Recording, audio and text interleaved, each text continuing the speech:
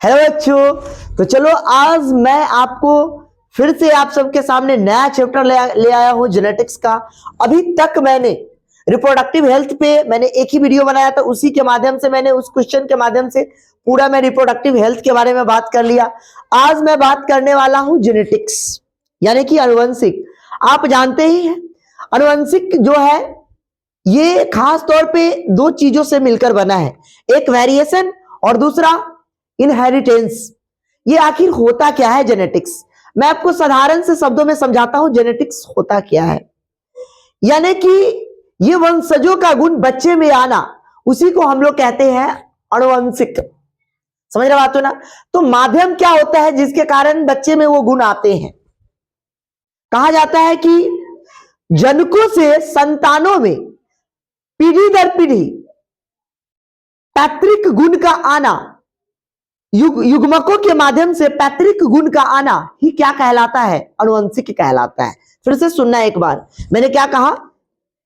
जनकों के माध्यम से संतानों में पीढ़ी दर पीढ़ी युग्मकों के माध्यम से पैतृक गुण का आना, यानी कि अपने वंशजों का गुण का आना, उसी चीज को हम लोग क्या कहते हैं? अनुवंशिक कहते हैं, है ना। ये मुख्य रूप से दो चीज से मिलकर बना है, पहला वेरिएशंस और दूसरा इनहेरिटेंस। वेरिएशन का मतलब बदलाव। आपको भी पता है कि शुरुआती दौर में कौन सा अलैंगिक प्रजनन था, बाद में नेचर ने समझा कि अगर बदलाव लाना है तो सेक्सुअल रिप्रोडक्शन उन्होंने चालू किया, यानी कि लैंगिक प्रजनन। और लैंगिक प्रजनन के कारण ही ये इतनी ज्यादा विविधता देखने को मिली। और वैसे भी आप समझो ना, इसमें दो पेरेंट्स आपस में इन्वॉल्व होते हैं, तो सिंपल सी बात है जो बच्चे होंगे वो मोर सुपीरियर होंगे ना, यानी कि पेरेंट्स से तो अच्छे होंगे। लेकिन यही चीज अलैंगिक जनन में नहीं हो रहा था, समझ रहा हो ना। तो इसीलिए नेचर ने इसको सुपीरियर कर दिया। इसके कारण लैंगिक प्रजनन के कारण बदलाव सबसे ज्यादा देखने को मिलते हैं।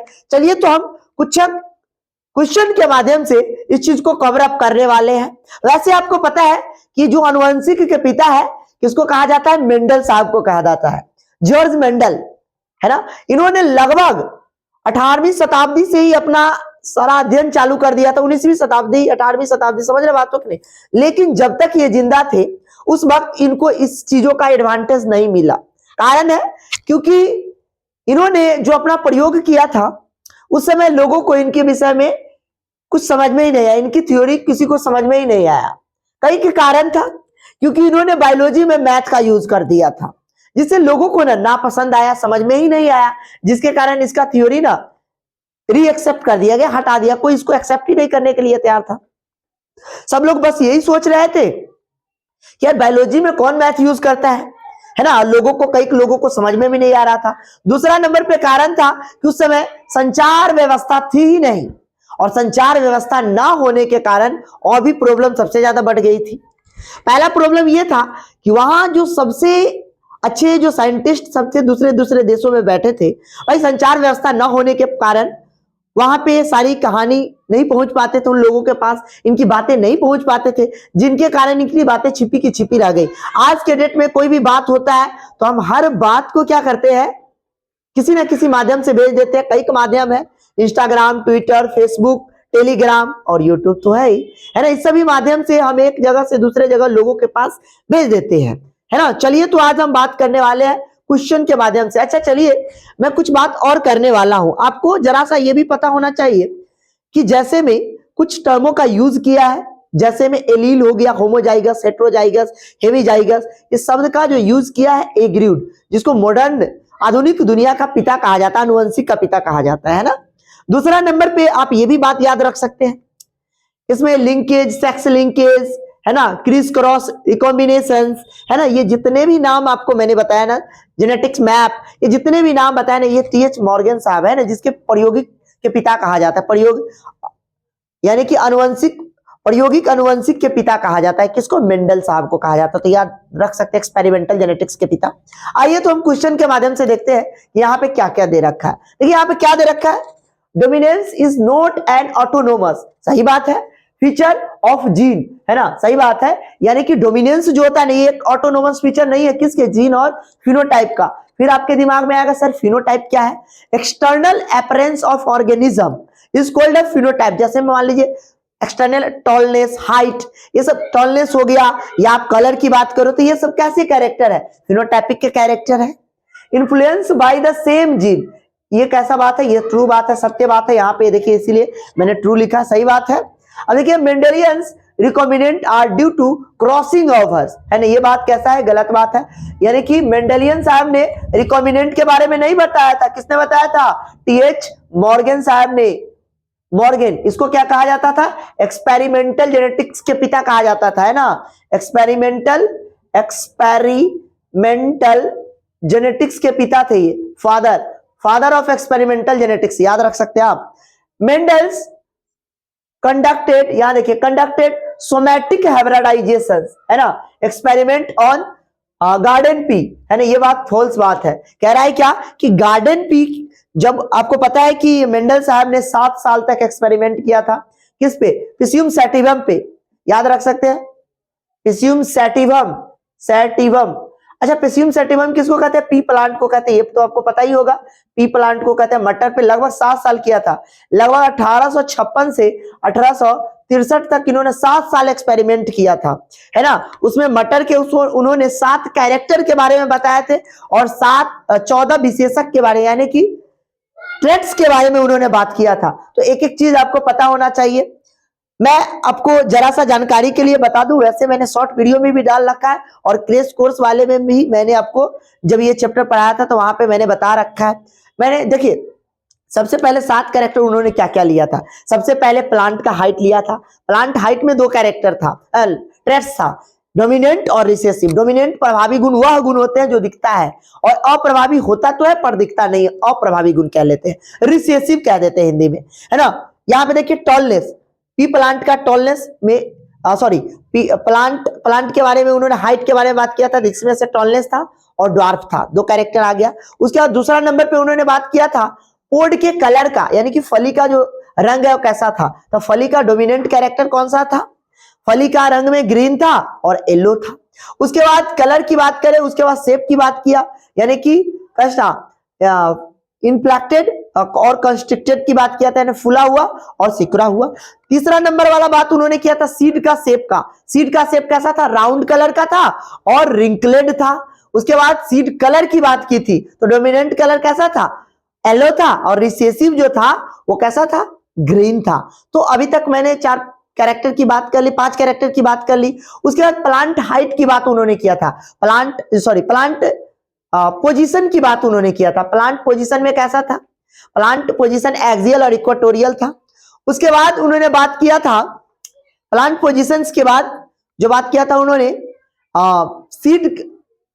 सीड शेप तो हो ही गया। अच्छा, मैंने क्या क्या बात कर ली, चलिए इसको जरा सा हम मिटा देते हैं, है ना, वैसे में थोड़ा सा ध्यान कम रह जाता है। चलिए हम बताते चलते हैं, ये तो यहां तक आपको बात समझ में आ ही गई, है ना। मैंने किस किस पे बात किया था, चलिए ये देखिए ताकि आपको ध्यान रह जाए, है ना। 7 कैरेक्टर उन्होंने क्या क्या लिया था, आइए हम बात करते हैं। सबसे पहले उन्होंने बात किया था हाइट पे बात किया था।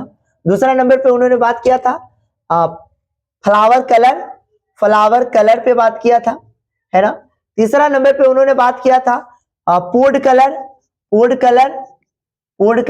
उसके बाद चौथा नंबर पे उन्होंने बात किया था पोड शेप। और 5वां नंबर पे उन्होंने बात किया था सीड शेप, है ना। उसके बाद बात किया था सीड कलर।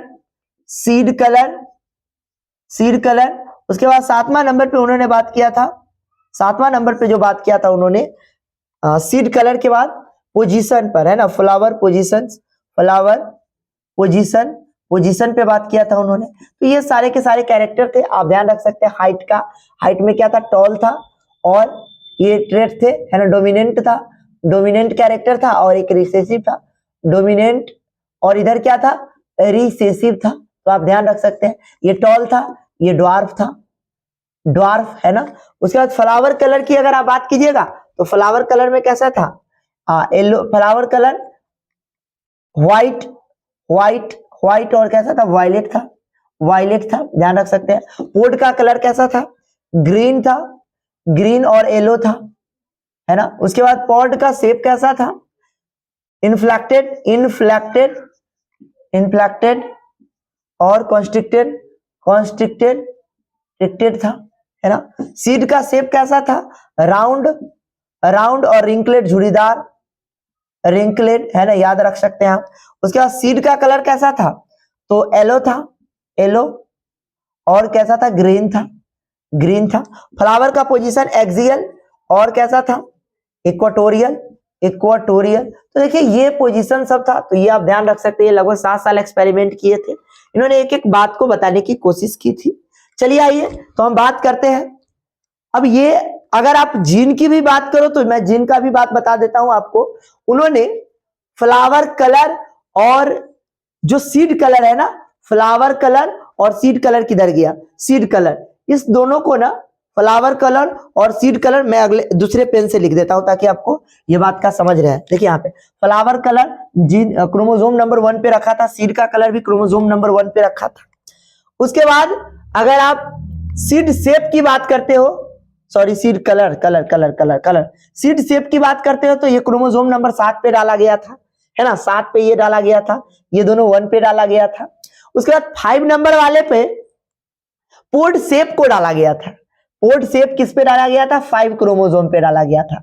और बाकी जो बच गया ना, तीसरा वाला और इधर बच गया ये फ्लावर पोजीशन बच गया, और एक और बच जा रहा है हाइट।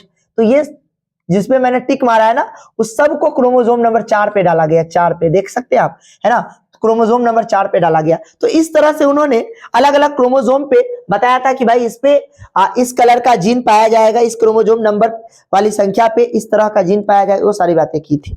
चलिए आइए देखिए, 2 allele of a gene are located on homologous sites, non homologous chromosome, ये बात गलत है ना, फॉल्स हो जाएगा। चलिए, mutation is a phenomena which resulting in the alternation of, है ना, डीएनए सीक्वेंस, ये बात सही है। म्यूटेशन एक ऐसी क्रियाविधि है, ऐसी घटनाएं हैं, उसके कारण क्या होता है, डीएनए के सीक्वेंस में बदलाव कर देता है, ये बात तो सही है। आपको पता है म्यूटेशन के कारण क्या होता है, डीएनए के सीक्वेंस जीन बदल जाते हैं उसके कारण। चलिए, Drosophila has many type of heredity variations that can be seen with the lower power microscopes, सही बात है। कह रहा है क्या, आपने ये जानते ही है कि ड्रोसोफिला पे सबसे पहले किन्होंने प्रयोग किया था, टीएच मॉर्गन साहब ने, है ना, ड्रोसोफिला पे ही उन्होंने प्रयोग किया था, सही बात है। तो उसको माइक्रोस्कोप में भी देखा जा सकता है, तो पता चलता है उसकी हेरिडिटी, यानी कि उसकी जो वंशागति है ना, उसके बारे में, उसकी उसमें जो बदलाव होता है उसके बारे में पता चलता है। अब देखिए यहाँ पे मेंडेलियन सेलेक्टेड 7 विजुअल्स कैरेक्टर, वही मैंने आपको 7 कैरेक्टर अभी बता दिया है। इच 2 कॉन्ट्रास्टिंग ट्रेट्स, सही बात है, सबके कम से कम 2 कॉन्ट्रास्टिंग ट्रेट था, मैंने आपको बताया किया। ये क्या था, देखिए ये डोमिनेंट और ये रिसेसिव क्या था, 2 प्रकार के क्या थे, ट्रेट्स थे सबके। ये जो 7 कैरेक्टर थे ना, सबके लगभग कैरेक्टर के 2 ट्रेट्स लिया, है ना, ये बात सही बात है। The gene which affected more than 1 phenotype is called a Fino, देखिए यहाँ पे प्लियोट्रॉपिक जीन, सही बात है, आप जानते हैं प्लियोट्रॉपिक जीन क्या, किसको कहते हैं, the gene obtain more than, यानी कि एक से ज्यादा जीन किसी एक कैरेक्टर को संभाले तो उसको हम लोग प्लियोट्रॉपिक जीन कहते हैं। सॉरी, एक मिनट, क्या दे रखा है, the gene which affected more than 1 phenotypes is called pleiotropics. अच्छा चलिए, यानी कि एक से ज्यादा कैरेक्टर मिलकर, समझ रहे हो आप कि नहीं, एक जीन को संभाल रहा है तो उसको प्लियोट्रॉपिक जीन कहेंगे। मैं क्या बोल रहा हूं, एक जीन के लिए बहुत सारा कैरेक्टर का आना, एक जीन जो है ना बहुत सारे कैरेक्टर को संभाल रहा है। जैसे मैं आपको सिंपल सा शब्दों में आपको समझा दे रहा हूं, जैसे में कलर के लिए भी आ गया, हाइट के लिए भी आ गया, पर्सनल कोई एक ही जीन, जैसे मैं यहाँ पे देखिए साधारण से मैंने क्या बोला है कि एक जीन है ना, यहाँ पे देखिए हाइट को भी संभाल रहा है, अलग अलग कैरेक्टर हाइट को भी संभाल रहा है। उसके बाद देखिए 4 नंबर वाला जीन क्या है, 3 गो है, देख रहे हैं ना, 4 नंबर हाइट को भी संभाल रहा है, पोर्ट कलर को भी संभाल रहा है, फ्लावर पोजीशन को संभाल रहा है। तो इस तरह के जीन को हम लोग प्लियोट्रॉपिक कहेंगे, क्योंकि देखिए एक के जीन है, यानी क्रोमोसोम नंबर 4 पर वो जीन है, लेकिन वो क्या है कि अलग अलग कैरेक्टर को संभाल रहा है, तो उसको हम लोग क्या कहेंगे, प्लियोट्रॉपिक कहेंगे, समझ में आया। और एक और आता है पॉलीजेनिक। पॉलीजेनिक का मतलब होता है कि बहुत सारा, पॉली माने बहुत सारा जीन मिलकर किसी एक लक्षण को संभालना। जैसे मान लीजिए ह्यूमन बीइंग का जो दिमागी क्षमता है उसको बहुत सारा जीन मिलकर क्षमता है, 25 जीन लगभग मिलकर संभाल रहा है, तो इसको कहेंगे पॉलीजेनिक इनहेरिटेंस। क्लियर है बात। चलिए अब यहाँ पे हम बात करते हैं in a test cross F1 hybrid are cross with homozygous dominant plant, सही बात है। ये एक मिनट, सॉरी सॉरी, डोमिनेंट नहीं होता है, क्या होता है, रिसेसिव के साथ होगा, रिसेसिव। तो इसी को हम लोग क्या कहते हैं, टेस्ट क्रॉस कहते हैं। चलिए आपको हम समझाते हैं टेस्ट क्रॉस थोड़े से अच्छे से, इसको मिटा देते हैं पहले। आइए, जैसे में मान लीजिए ये तो आप समझ ही गए होइएगा अच्छे से, चलिए इसको मिटा ही देते हैं हम आपको। चलिए देखिए यहाँ पे अगर आप टेस्ट क्रॉस की बात करते हैं, अच्छा ये दोनों के दोनों बैक क्रॉस के अंतर्गत आता है, बैक क्रॉस, क्रॉस विथ, है ना। चलिए यहां पे लिखिए क्रॉस विथ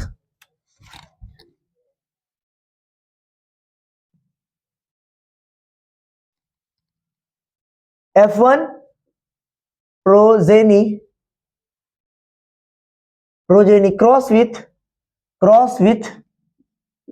क्रॉस विथ है ना dominant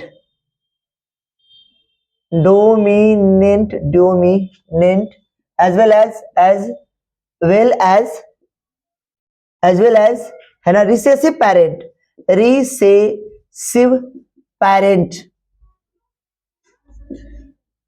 is called back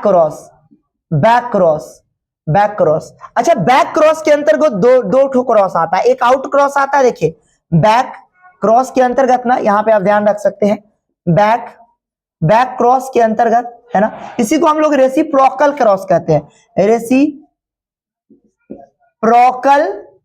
reciprocal cross के नाम से भी जानते हैं, आप ध्यान रख सकते हैं, रेसिप्रोकल कहते हैं उल्टा, है ना। देखिए यहाँ पे दो आते हैं, एक क्रॉस आउट क्रॉस आता है, आउट क्रॉस, और एक आता है टेस्ट क्रॉस। क्या आता है, टेस्ट क्रॉस। ये बड़ा इंपॉर्टेंट होता है ये। चलिए हम पहले आउट क्रॉस बता देते हैं। जैसे मान लीजिए कि मैं बोल रहा हूं कि यहाँ पे क्रॉस करवाने के लिए कैपिटल टी है, ठीक है। यहाँ देखिए capital T cross with small T, समझ रहे बात हो ना। यहाँ पे जब क्रॉस करवाया गया तो प्रोजेनी क्या आया आपका, कैपिटल टी। यहाँ देखिए कैपिटल टी इधर से आ गया, और इधर से क्या आया, स्मॉल टी आया। देखिए इधर से क्या आया, स्मॉल टी आया। तो कुछ इस टाइप का बन गया ना, इस टाइप का बन गया, देखिए सॉरी, इस टाइप का बन गया, है ना, इस टाइप का बन गया। अब देखिए ये प्रोजेनी बन गया। अब इसका क्रॉस ना, यहाँ देखिए, इसका क्रॉस किसके साथ करवा देना, इसका क्रॉस अगर मान लीजिए इसके साथ करवा दिया जाता है, इसके साथ, है ना, यानी कि F1 ये क्या है, F1 प्रोजेनी है, F1 प्रोजेनी का डोमिनेंट के साथ, है ना, F1 प्रोजेनी क्रॉस विथ, यहाँ पे लिख सकते हैं एक लाइन में। चलिए F1 प्रोजेनी क्रॉस विथ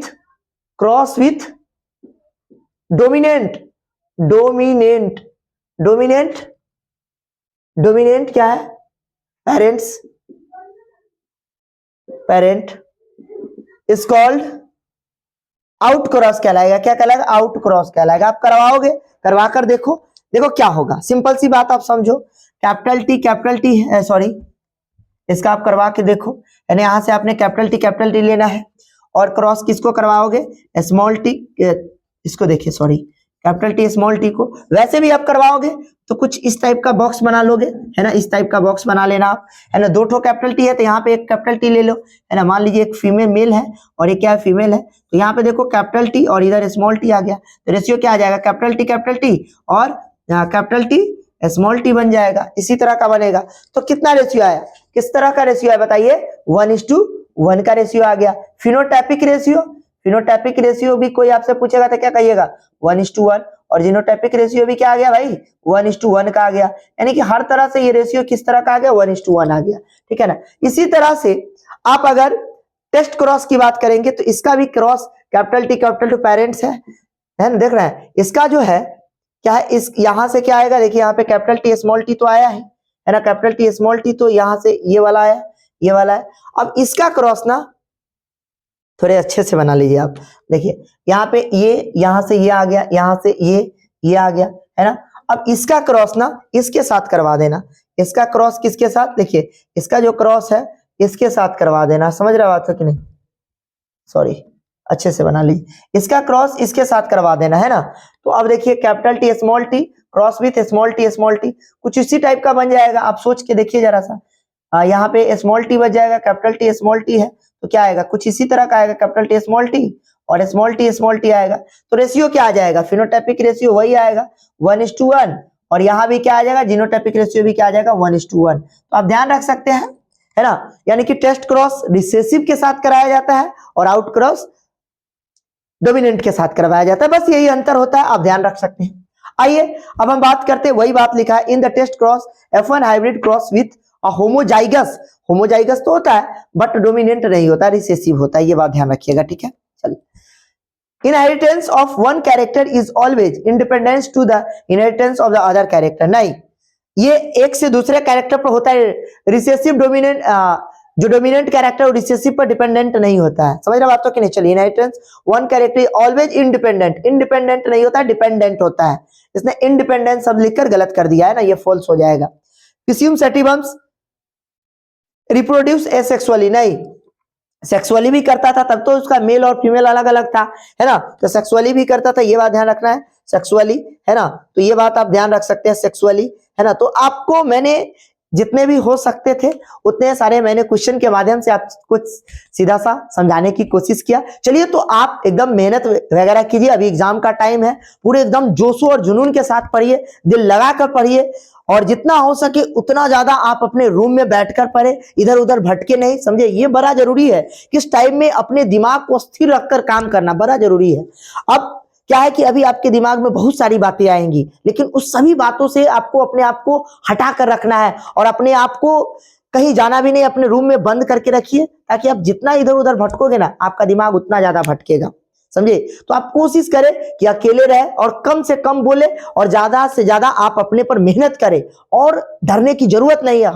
हम लोग आपके साथ है ना, एकदम जी जान लगाइए, है ना। हम आप लोग के लिए एकदम कोशिश जहां तक हो सकता है वहां तक करेंगे, इसीलिए पूरे जी जान लगाइए। चलिए, धन्यवाद।